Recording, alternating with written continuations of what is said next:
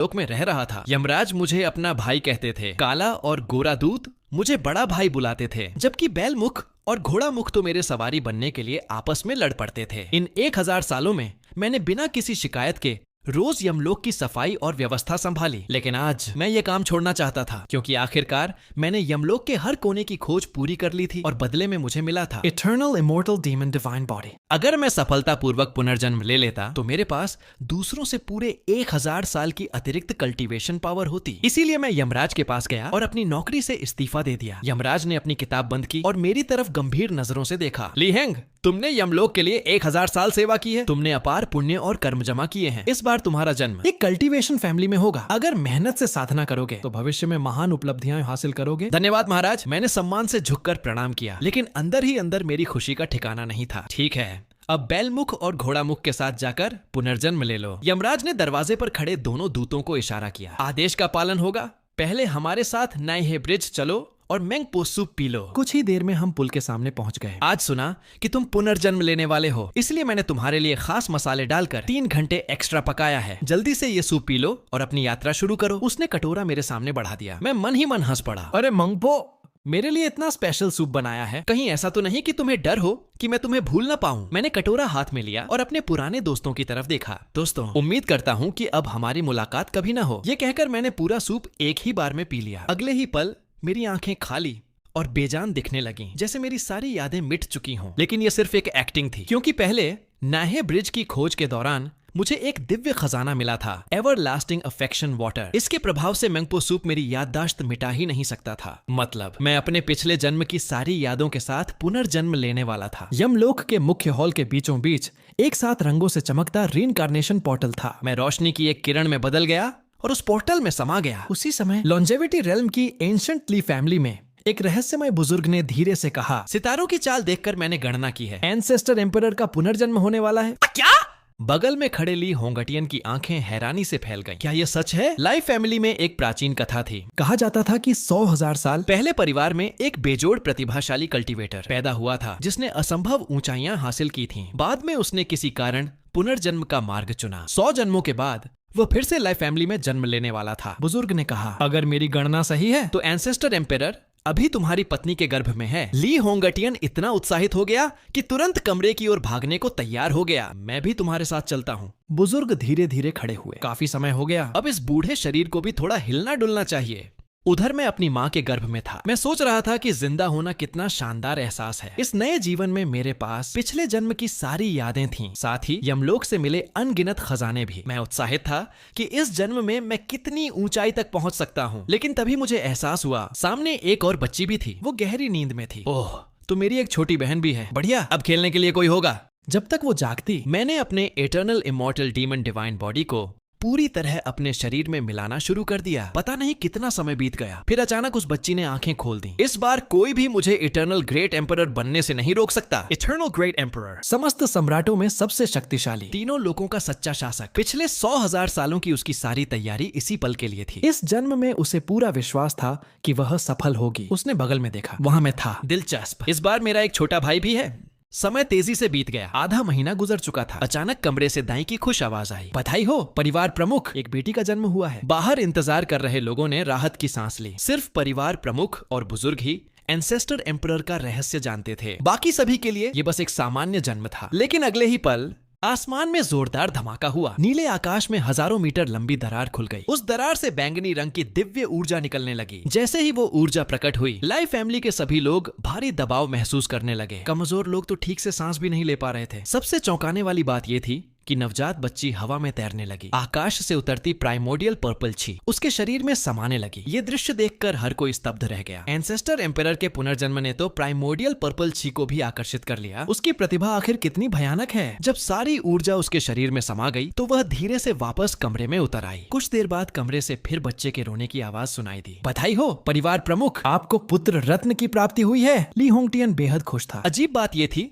कि वह बेटे के जन्म पर बेटी से भी ज्यादा खुश था, क्योंकि चाहे एंसेस्टर एम्परर कितनी भी महान क्यों ना हो, उसकी अपनी पहचान और दर्जा था। लेकिन यह बेटा वही असली वारिस था। चाहे उसकी प्रतिभा कैसी भी हो, मैं उसे दुनिया का सबसे शक्तिशाली व्यक्ति बनाऊंगा। वह यही सोच रहा था कि अचानक आसमान फिर गरज उठा। इस बार आवाज पहले से कई गुना ज्यादा भयानक थी। पूरा संसार कांप उठा। आकाश में 100,000 ली लंबी विशाल दरार खुल गई। उस दरार के पीछे से एक एक करके हजारों मीटर ऊंचे दिव्य अस्तित्व प्रकट होने लगे। कुछ अमर देवता थे, कुछ भयानक दानव देव। पूरा आकाश इमॉर्टल्स और डीमन से भर गया। उनकी संख्या 10,000 से भी ज्यादा थी। बुजुर्ग ने कांपती आंखों से ऊपर देखा। इमॉर्टल्स और डीमंस एक साथ प्रकट हो गए। ये क्या फिर से इमॉर्टल डीमन वॉर शुरू होने वाली है? हर कोई जानता था कि इमॉर्टल्स और डीमंस कभी साथ नहीं रहते। अगर दोनों एक साथ दिखाई दें तो इसका मतलब आने वाली बड़ी आपदा होता है। बुजुर्ग घबराकर कमरे की तरफ देखने लगे। एंसेस्टर एम्परर की प्रतिभा इतनी भयानक है कि शायद स्वर्ग और नरक भी उसे स्वीकार नहीं कर पा रहे। लेकिन तभी क्रैक! कमरे की छत अचानक टूट गई। सारी टाइलें बिखर गईं और फिर नवजात बालक धीरे धीरे हवा में उठने लगा। उस पल पूरा संसार मानो रुक गया। आकाश में मौजूद हजारों इमॉर्टल्स और डीमंस ने एक साथ अपने सिर झुका दिए और सभी ने उस नवजात बालक के सामने घुटने टेक दिए। लाई फैमिली के सभी लोग यह देखकर पूरी तरह स्तब्ध रह गए। ये आखिर हो क्या रहा है? हजारों इमॉर्टल्स और डीमंस इसके सामने क्यों झुक रहे हैं? क्या इसकी प्रतिभा इतनी भयानक है कि स्वर्ग और नरक की शक्तियां भी इसके आगे नतमस्तक हो गई हैं? कोई भी कल्पना नहीं कर पा रहा था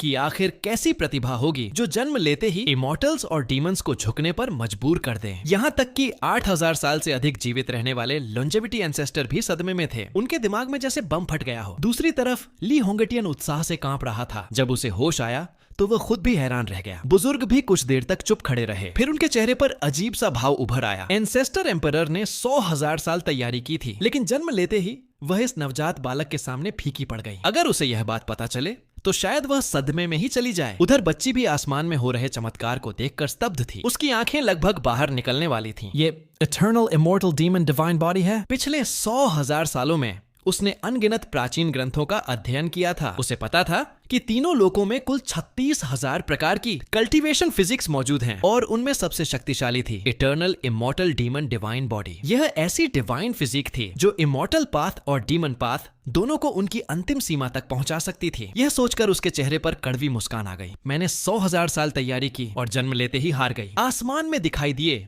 दोनों चमत्कारों ने पूरे परिवार को आकर्षित कर लिया। चारों तरफ से लोग दौड़कर आने लगे। जल्द ही भीड़ जमा हो गई। सभी लोग हाथ उठाकर जोर जोर से चिल्लाने लगे, divine child, divine child, divine child. Li Hongtian और बुजुर्ग ने एक दूसरे की तरफ देखा। दोनों के चेहरे पर हैरानी साफ दिखाई दे रही थी। इतने सारे परिवारजन एक साथ किसी बच्चे का नाम लेकर जयकार कर रहे हों। ली फैमिली के इतिहास में ऐसा पहले कभी नहीं हुआ था। तभी भीड़ से एक वरिष्ठ सदस्य आगे आए। फैमिली हेड, इस बालक की प्रतिभा स्वर्ग को भी चुनौती दे रही है। मेरे विचार से इसे डिवाइन सन घोषित किया जाना चाहिए और भविष्य में परिवार का उत्तराधिकारी बनाया जाना चाहिए। यह सुनकर बुजुर्ग थोड़ा सोच में पड़ गए। लेकिन एंसेस्टर एम्परर का क्या होगा? काफी देर विचार करने के बाद आखिर उन्हें एक अच्छा समाधान मिल गया। वे तुरंत सबके सामने आए और ऊंची आवाज में बोले, आज ली फैमिली में एक पुत्र और एक पुत्री का जन्म हुआ है। दोनों असाधारण प्रतिभा के धनी हैं। ये हमारे परिवार के लिए गर्व का क्षण है। इसलिए मैं घोषणा करता हूँ कि पुत्री को डिवाइन मेडन और पुत्र को डिवाइन सन का सम्मान दिया जाता है। घोषणा पूरी होते ही भीड़ में जोरदार उत्साह फैल गया। डिवाइन सन, डिवाइन मेडन, डिवाइन सन, डिवाइन मेडन। उधर कमरे के अंदर मैंने धीरे धीरे अपनी आंखें खोली। अपने शरीर में बहती शक्तिशाली ऊर्जा को महसूस करके मैं खुद भी प्रभावित हो गया। सचमुच eternal immortal demon divine body कमाल की चीज है। शरीर को जल्दी विकसित करने के लिए मैंने कमरे के अंदर ही एक्सप्लोरेशन शुरू करने का फैसला किया। हालांकि यह कमरा थोड़ा छोटा था, लेकिन यमलोक की तुलना में तो कुछ भी नहीं था। जैसे ही सिस्टम की आवाज सुनाई दी, मुझे तुरंत एक बोतल मिस्टिक स्पिरिट लिक्विड प्राप्त हुई। सामान्य परिस्थितियों में कोई नवजात शिशु इतनी शक्तिशाली स्पिरिट लिक्विड को कभी अब्सॉर्ब नहीं कर सकता था, लेकिन मेरा शरीर अब साधारण नहीं था। मैंने बिना देर किए बोतल निकाली और एक बड़ा घूंट पी लिया। तरल पदार्थ शरीर में जाते ही हल्की गर्माहट महसूस हुई, लेकिन इसके अलावा कुछ खास नहीं हुआ। यह देखकर मैंने पूरी बोतल एक ही बार में खत्म कर दी। घनी स्पिरिचुअल एनर्जी मेरे शरीर के अंदर बेकाबू बाढ़ की तरह दौड़ने लगी। वह हर चीज को तोड़ने और नष्ट करने की कोशिश कर रही थी, लेकिन मेरी मेरिडियंस लोहे से बनी दीवारों की तरह मजबूत थीं। उन्हें जरा भी नुकसान नहीं पहुंचा। आखिरकार सारी स्पिरिचुअल एनर्जी धीरे धीरे शरीर में समा गई। पूरा लिक्विड अब्सॉर्ब होने के बाद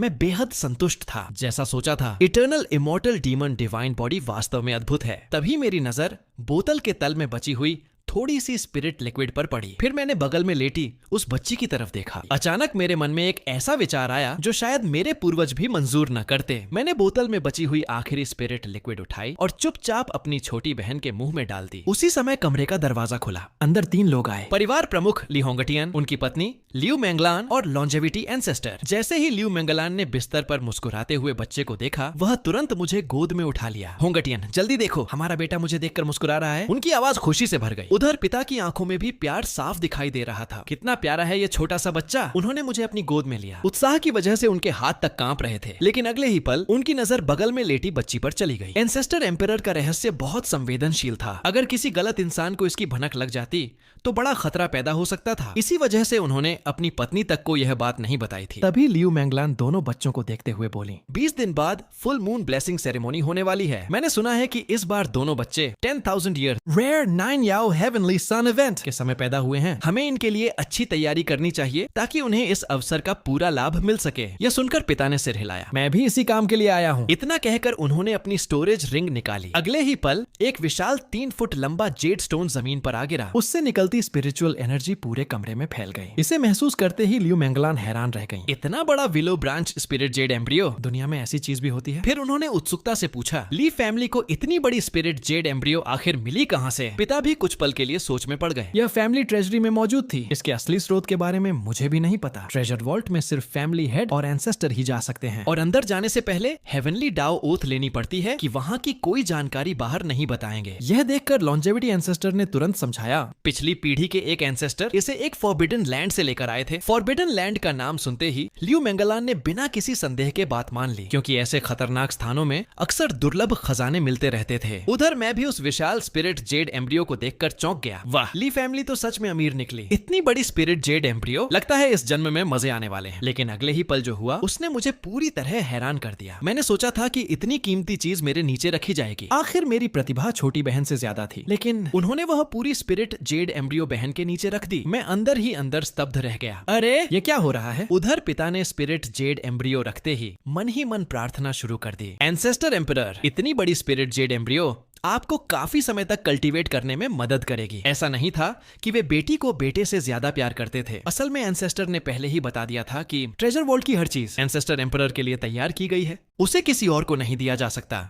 तभी लियू मैंगलान झुककर मुझे भी उसी स्पिरिट जेड एम्ब्रियो पर रखने लगी, लेकिन उन्हें तुरंत रोक दिया गया। रुको, अगर दोनों बच्चे एक साथ वहां लेटेंगे तो जगह कम पड़ जाएगी। अगर कोई नीचे गिर गया तो मुसीबत हो जाएगी। बेहतर होगा एक बच्चा बिस्तर पर रहे और दूसरा स्पिरिट जेड एम्ब्रियो पर। हर दिन उनकी जगह बदल देंगे। हालांकि यह खजाना एंसेस्टर एम्परर के लिए था, लेकिन उनके मन में एक छोटी सी इच्छा भी थी। वह चाहते थे कि उनका बेटा भी थोड़ा लाभ उठा सके। कुछ सोचने के बाद लियू मैंगलान ने सहमति में सिर हिला दिया। ठीक है। इसके बाद दोनों बाहर चले गए। कमरे में सिर्फ माँ रह गई। कुछ देर बाद जब उन्हें लगा कि दोनों बच्चे सो चुके हैं तो वह भी आराम करने लेट गईं। जल्द ही उनकी सांसें नियमित हो गईं। यह संकेत था कि वह सो चुकी हैं। मैंने तुरंत अपनी आंखें खोल दी। फिर मेरी नजर स्पिरिट जेड एम्ब्रियो पर गई। इतना बड़ा खजाना सामने रखा हो और मैं इसका फायदा ना उठाऊं, ऐसा कैसे हो सकता है? स्पिरिट जेड एम्ब्रियो बिस्तर के पास रखी थी। वह किसी आइस बेड की तरह दिखाई दे रही थी। उससे लगातार हरे रंग की स्पिरिचुअल मिस्ट निकल रही थी। मैंने अपना छोटा सा हाथ बढ़ाया और एक धागे जैसी स्पिरिचुअल एनर्जी पकड़ ली। जैसे ही वह मेरे शरीर में दाखिल हुई,